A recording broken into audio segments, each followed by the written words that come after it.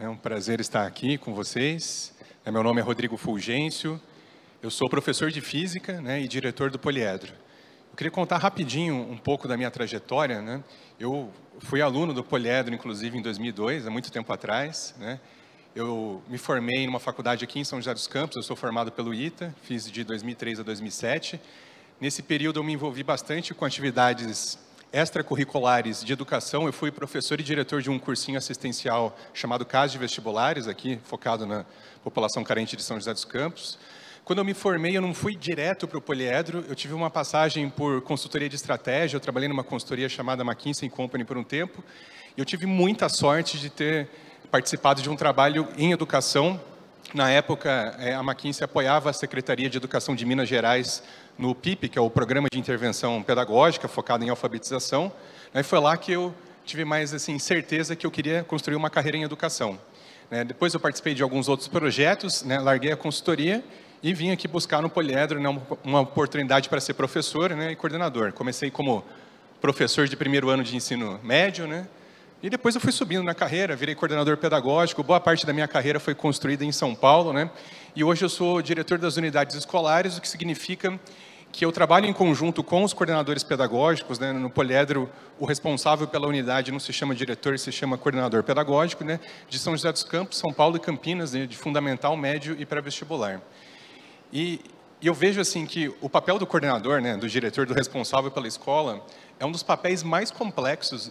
Não é só comparando com a educação, comparando com outros setores e outras indústrias, o desafio de um coordenador pedagógico é muito grande, porque, primeiro, diferente de outras indústrias, o aluno, o cliente, está lá todo dia, e às vezes os pais também estão, e você tem que lidar com o mantenedor, você tem que lidar com professores, que nem sempre é tão simples de lidar, com a comunidade, com os funcionários, e o papel do coordenador é muito harmonizar essas interações, E eu vejo que cada vez mais a gente precisa de coragem para tomar algumas decisões, porque todo mundo quer, de alguma forma, palpitar sobre os rumos da escola, e de alguma hora a gente tem que fincar o pé e dizer as diretrizes principais. E nesse tempo de coordenador e de diretor, eu acho que tem 3 grandes aprendizados que a gente vem trabalhando até hoje, ao longo do tempo, no Poliedro, em relação à gestão escolar. O aprendizado número 1 é em relação à importância de ter um alinhamento do coordenador e diretor com o mantenedor da escola, pensando numa escola particular, o superintendente, etc. Precisa ficar muito claro para quem está lá na ponta, no dia a dia, com os professores e com os alunos, aonde a gente quer chegar, o que a gente quer atingir, quais são as metas. Eu lembro de um encontro de liderança. Anualmente a gente faz encontros com coordenadores do Brasil inteiro, de unidades parceiras do Poliedro, para discutir assuntos sobre gestão. Eu lembro, alguns anos atrás, eu conversando com um mantenedor, que falou para mim: pô, Fulgêncio, eu quero uma escola que tenha resultados excelentes em Enem e vestibulares, mas também seja muito humana, desempenho em artes excepcional, em esportes, mas também tenha muito aluno e muita rentabilidade. Que é tudo, Então, e é difícil para a gente lá na ponta, a gente precisa ter alguma prioridade.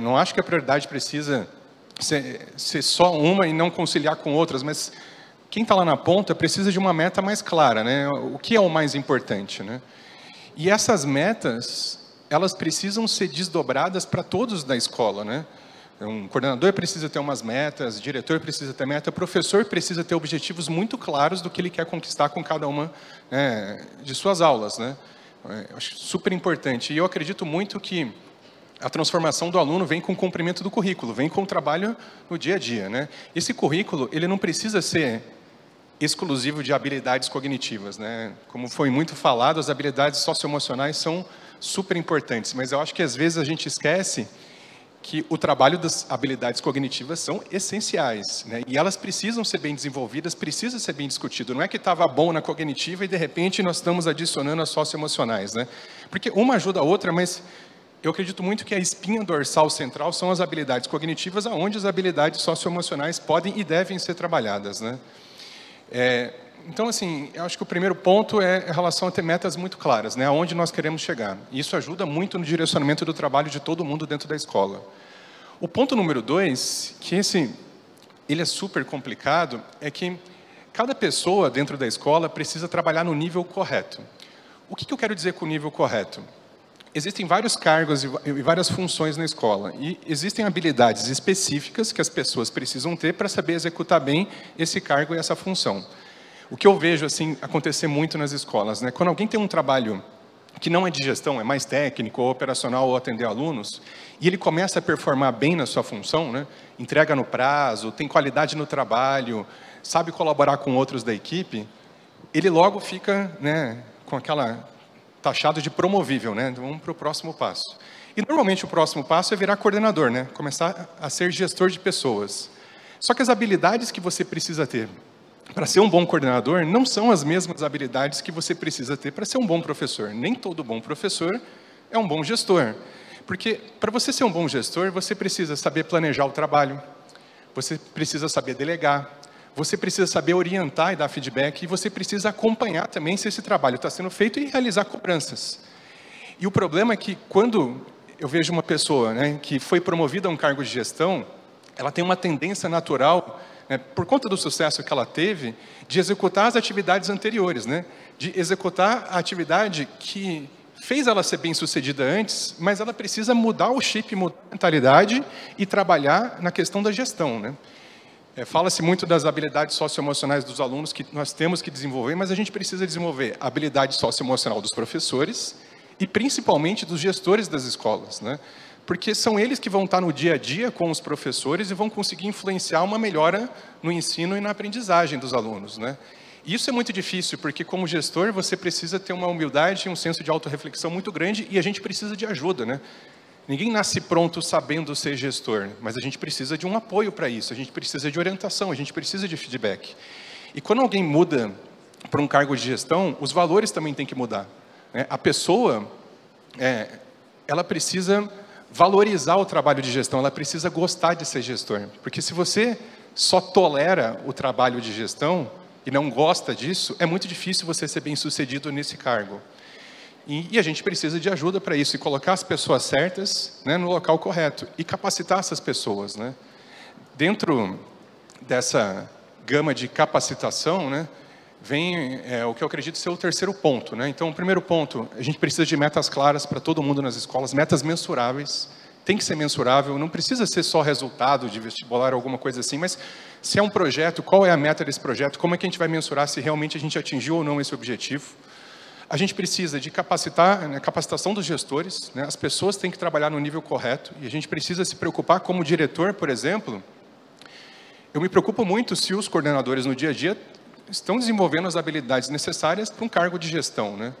Até professor, né? Eu falo muito isso, né? Quando um professor é promovido a coordenador, ele não pode manter o mesmo nível de relacionamento e proximidade que ele tinha com os professores quando ele era professor. Porque uma hora ele precisa dar um feedback, às vezes negociar um aumento, no caso de uma escola particular, ou fazer uma demissão. Então, essa mudança, ela é muito difícil de ser feita, mas ela é muito importante. E o terceiro passo, dentre as grandes funções do gestor, o gestor também precisa ser capacitado a saber fornecer um feedback, né? A questão do feedback, a gente fala muito sobre isso, mas acho que tem um primeiro ponto que é o seguinte: a gente não costuma se preocupar em dar feedback para as pessoas que estão indo bem. E isso é uma coisa super delicada e super perigosa, esquecer as pessoas que estão indo bem. Porque quando a gente está indo bem, a gente também é inseguro, né? E a gente precisa de uma validação. Ó, você está no caminho correto, o seu trabalho está adequado. Quando foi a última vez que nós, né, elogiamos espontaneamente alguém por estar fazendo um trabalho bem feito, né? Então, isso é uma coisa de autorreflexão que é muito difícil, a gente precisa ter. O segundo passo é a questão do feedback para quem ainda precisa se desenvolver mais, né? Há uns 4, 5 anos atrás, eu tinha um professor de química que era em comum com, né, ele dava aula em outras escolas além do poliedro, né?